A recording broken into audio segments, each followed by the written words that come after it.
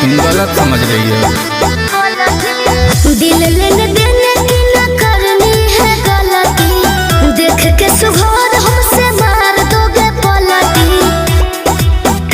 आऊं झांसे में मैं इतनी पागल नहीं, अरे पागल नहीं, समझे?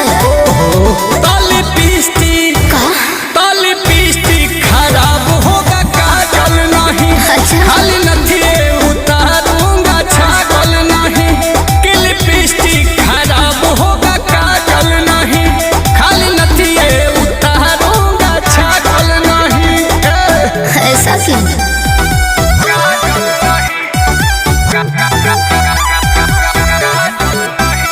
Music by Arya Sharma.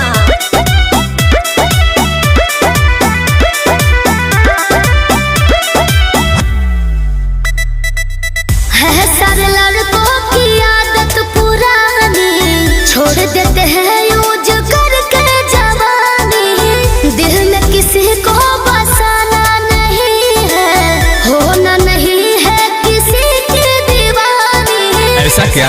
हाँ जी। टाका फीट करते हैं फिर वो चीट करते हैं अपने यार को, उनका यही तो है काम, करते फिरते हैं बदनाम सच प्यार को। लिखी तो हरोली लार पर टांगल नहीं, यार टांगल नहीं। अरे तुम ही लिख लो। ओहो ताली पीस्टी खराब होगा काजल नहीं, खाली नथिए उतारूंगा छागल नहीं। कि लिपस्टिक खराब होगा काजल नहीं, खाली नथिए उतारूंगा छागल नहीं।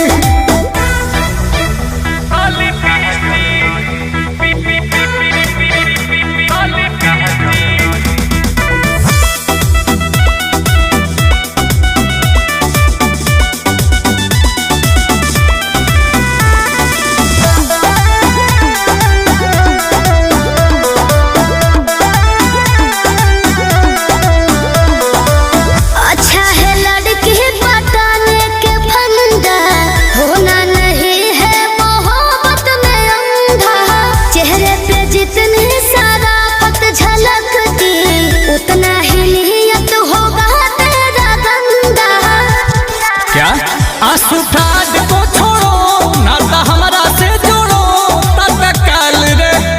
आओ नील कमल के पास, जोड़ी लागेगा झकास बेबी डाल रे। दिल जागल सही, दिल लागल यही, अरे लागल यही। अरे सही पकड़ी